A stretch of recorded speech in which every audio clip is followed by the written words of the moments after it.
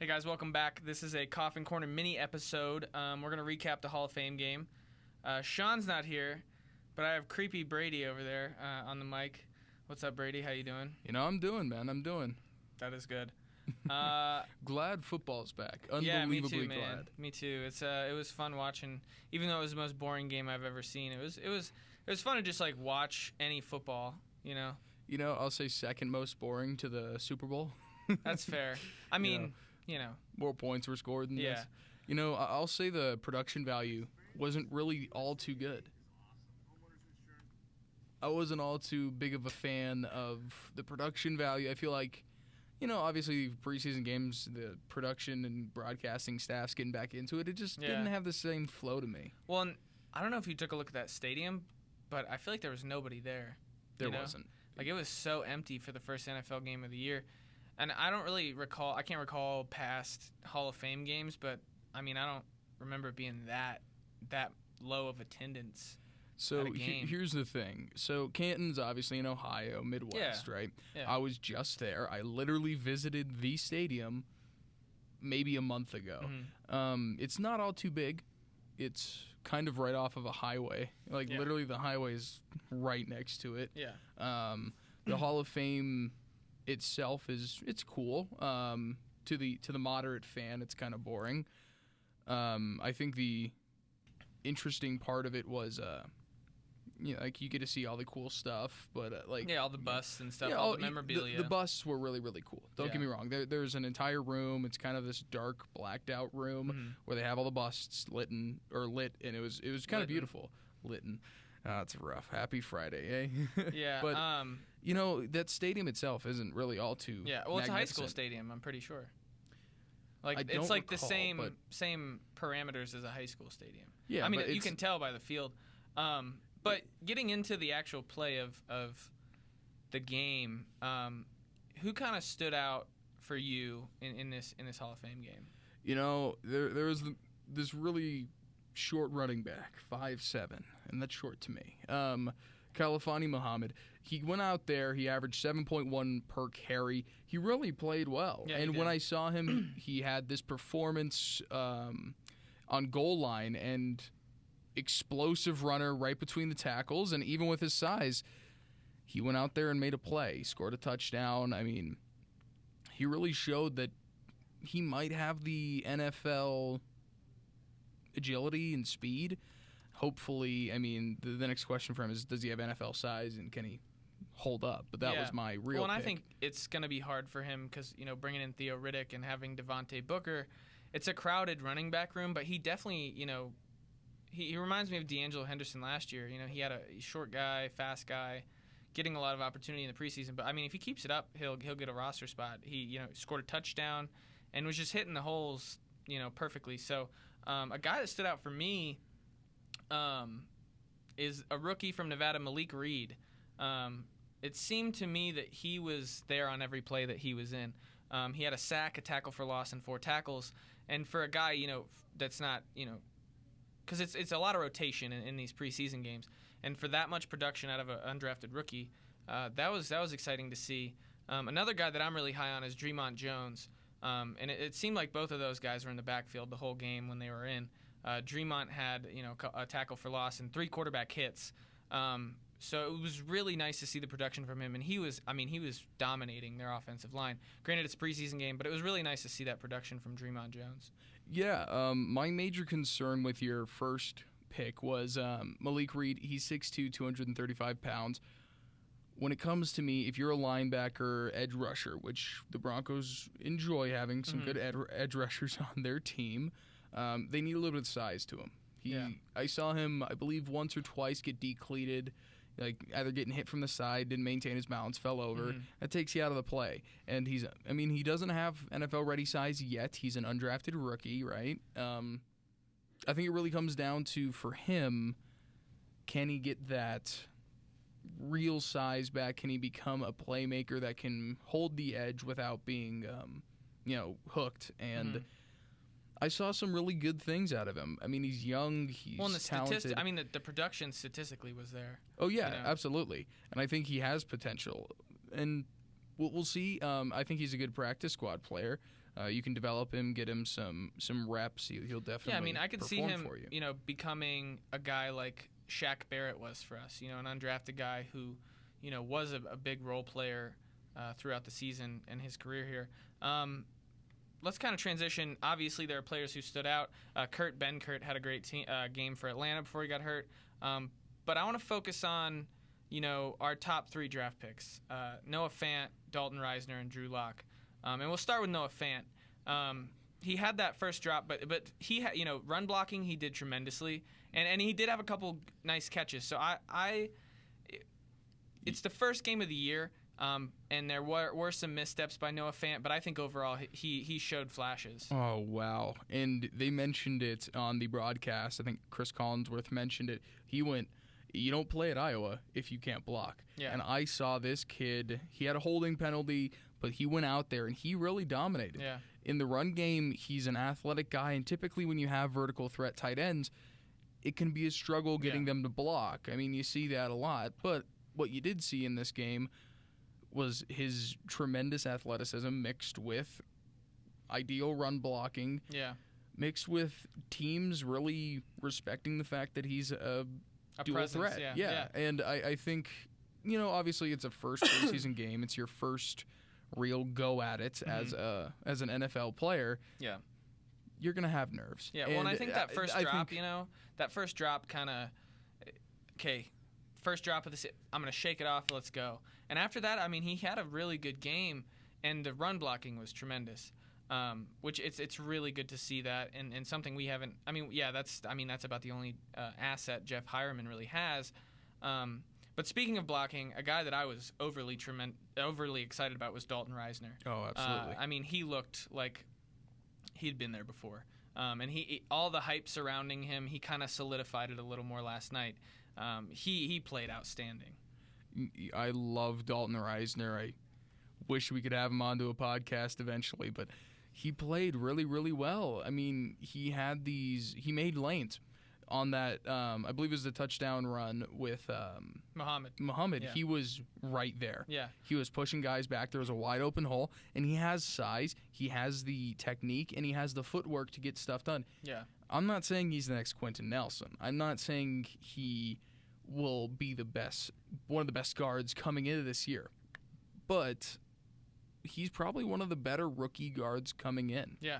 Well, and you had, I think he did tremendous in the run block, and I think he did even better in the pass block, just showing off that footwork throughout the whole game.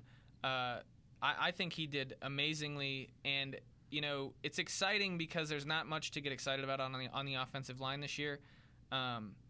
And you compare him to other guards that were drafted in this draft. Chris Lidstrom was the 14th overall pick and started for Atlanta. He had a decent game, but Dalton Reisner leaps and bounds ahead of him in production last night. So that's really good to see. Absolutely. One thing I was really, really disappointed with that I didn't really see too much was a deeper passing game. The pass game was awful. Yeah, I mean, your leading receiver was Muhammad. I mean, out of the backfield, 4 receptions, 24 yards. Yeah, it's good. It's what you expect from a smaller back that has a lot of speed. But the thing was, the next highest receiver with 3 receptions and 14 yards. I mean, two receptions, 18 yards. Yeah, I mean, Nick Williams. Yeah, Nick Williams. I'm just saying, there's really not all too much, with the exception of Juwan Winfrey in the end zone with that good concentration catch. Juwan Winfrey had a pass that was dropped. And again, like Noah Fant, I think it's just nerves. It's his first game. But that's a catch that he's made in camp multiple times. So I think, and with Drew Lock, I think, we can't. It's his first game ever. I can't knock him too hard. He's still learning. And Vic Fangio has said he's like a pitcher who can throw hard who doesn't know how to pitch yet. But it was fun watching Drew Lock. Obviously, not very much production. Brett Ripien with the touchdown, that incredible catch by Juwan Winfrey, which was super fun to see, game winner. But I think it was good. The rookie class this year, it was good to see some production from guys. And hopefully, these next couple games, Drew Lock can settle in. But it was fun to watch. It was fun to watch him. I'll say this. There were 2 throws that I saw Drew Lock make that I said, this kid has a gun. Yeah, he Has a cannon. gun. And the thing was, he overthrew Noah Fant on the on a deep go He had route. 2 overthrows, yeah. Yeah, and the overthrows weren't like drastic, like Yeah. 10-yard overthrows. It's not an It was overthrow like- that's going to get intercepted. Exactly. It was the type of thing like, all right, it was 2 yards in front of him, which is perfectly fine as long as you're keeping yourself out of danger. But they mentioned it. Everybody has camp legs right now. Yeah. They're not at full speed. The second that they do get that full speed, I mean, if Drew Lock can maintain where he was throwing that ball, I mean, Noah Fant's down the sideline for a 40, 50-yard gain. Yeah, touchdown. well, and again, it's the first game of the season. It's an earlier game than the rest. You know, we're playing before everybody else. You know, we started camp early. But it was a good, you know, icebreaker, and we still, you know, we have the benefit of playing 5 preseason games and getting to see these guys a lot. So it'll be interesting to watch the next game. I'm excited to see, you know, what improvements there are and what, you know, stays the same. Mm-hmm. I think the next game we'll be able to analyze it a lot more. But I mean, overall, you know, it was, you know, I always talk about how I love the draft, and it was fun to see these guys in Broncos uniforms playing in a game. Dalton Reisner, Noah Fant, Drew Lock, Dre'Mont Jones, even Juwan Winfrey. You know, it was Devontae Bowsby was another guy that I enjoyed watching. He had that, you know, broken up pass. That was a wonderful play. So it's exciting to watch these guys that are trying to make the team and the guys that have a lot of hype around them. It was fun to watch them, you know, break in the pads finally. Yeah, I mean, it was a lot of fun, and I think that's really what the preseason excels at, is showing these good experiences for young players. Yeah. And, you know, obviously getting the nerves out and getting you ready for the regular season and preparing not only the players and the coaches, but the fans for the NFL. Yeah. And, you know, I know we primarily talk about the Broncos, but, you know, Kirk Benkert. How many times? Kurt Benkert, yeah. Kirk Benkert. Kurt, Sorry. I think. I don't know. Who cares? I'm looking at the name and I just said it wrong still. That's fair. I mean, how many times has anybody heard this name? Not ever? very often. I mean, you Yeah, know, I Matt mean- Schaub's their backup, and I think he's Exactly. gonna end up beating him out. And they mentioned that Matt Schaub, obviously getting older, that's a good position battle that you're looking at now. It's a good roster battle. And Yeah, well, and Kurt Benkert outpassed the entire Broncos roster last oh night. yeah. And he looked really, really sharp. I think he'll end up taking that backup role. The star of the game for me was Vic Fangio. I personally have never passed a kidney stone. Yeah, But and I've heard I haven't it's- had a baby. You know, he said he's had one before, and it's excruciatingly painful.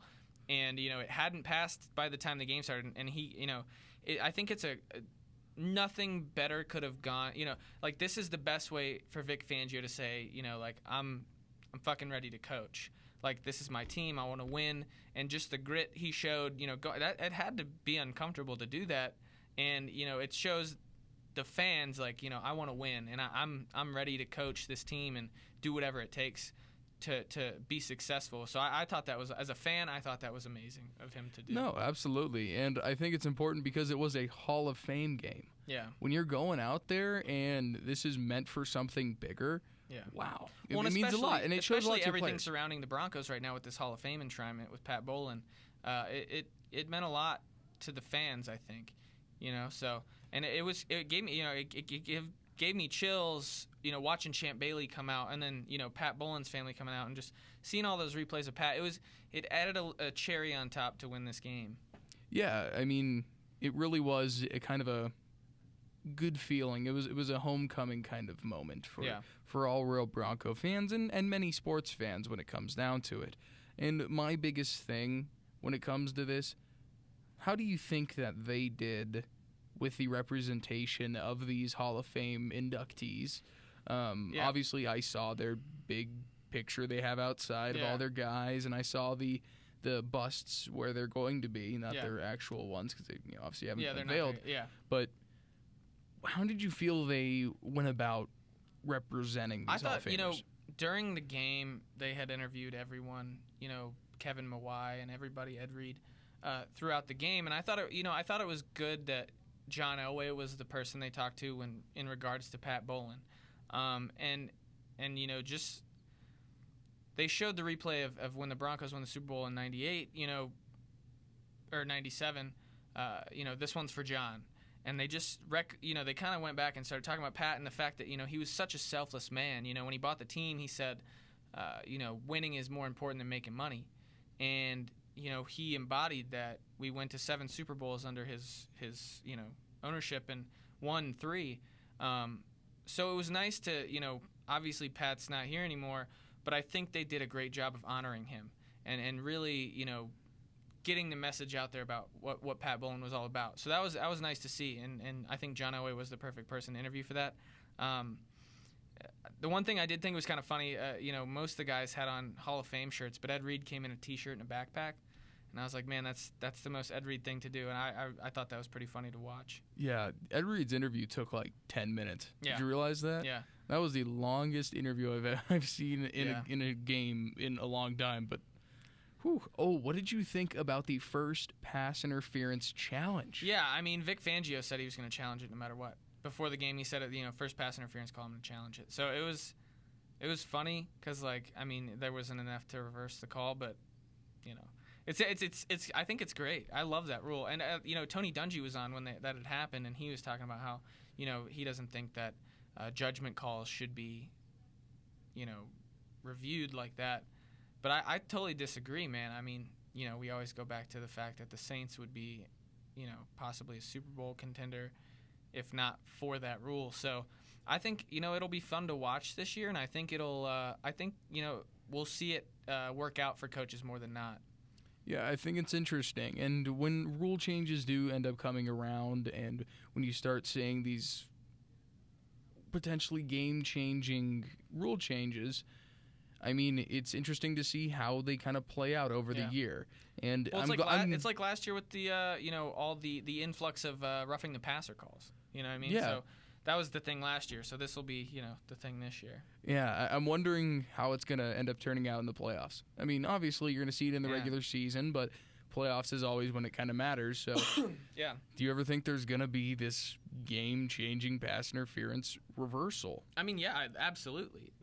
Pass interference, can move you 50 yards up the field. So, yeah, I definitely think it'll have an impact on games, and especially late in games. I think it'll have do you think it has the ability to be abused? Because that's my concern. Well, no, because, yeah, everybody always bickers about, bad officialing, but I don't think it will be abused in the fact that it can't be, right? Because, I can challenge as many plays as I want. It doesn't mean they'll always be overturned.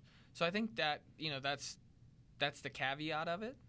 You can challenge now, but you can there was shit you could challenge before that you might not always get it overturned. So I don't think it'll be abused, but I think it'll definitely be utilized, and I think it'll benefit a lot of I think it'll benefit the gameplay. All right, think about this. I'll give you a hypothetical scenario. Okay. All right. So there is 2 minutes and 10 seconds on the clock, fourth quarter. You are down by 4 points, and you are on the 11-yard line. Yeah. The opponent 11-yard line. Mm-hmm. You end up throwing your challenge flag at a play that was in 5-yard slant route. Mm-hmm. And it's a slant route. You're pressing the guy. So was it the defense did pass interference on the offense? You call the no call. So you throw it because there was challenge no call. a no call? Yeah, you can challenge a no call because otherwise, what would have happened in the Saints? Yeah. So go ahead. So 6 yards downfield, this guy gets a little roughed up. Like blatant pass interference? Yeah, but it could be argued that it was, whether it be like defensive holding, or it could have been argued that, it was just a press off the line. Okay. So the question is, if that call right there reverses into a pass interference, first down, game's over. Game changes, right? Yeah.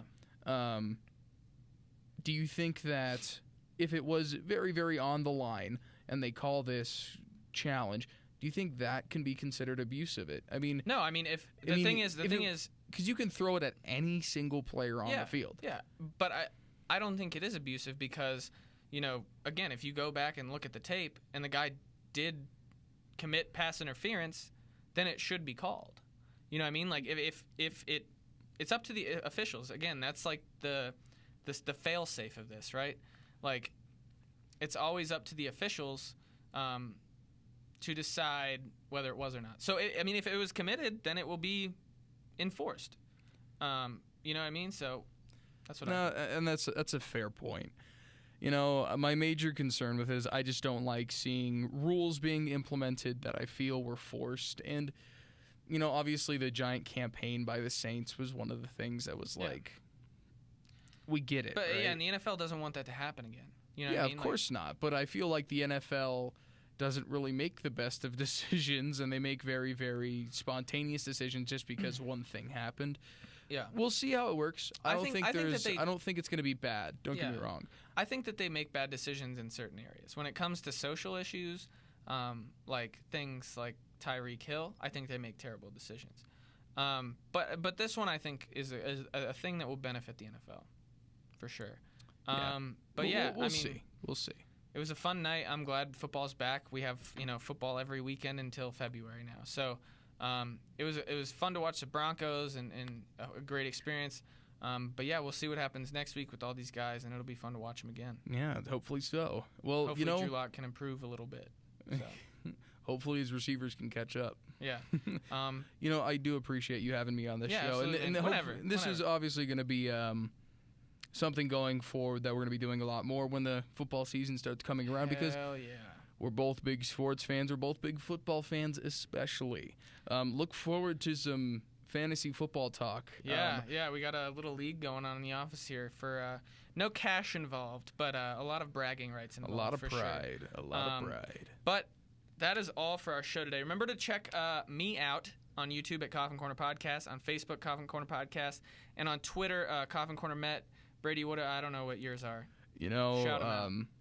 I think my YouTube channel is called Piper. Sorry, I shouldn't say it like that. I know my YouTube channel is called Piper Productions, Pieper and Productions.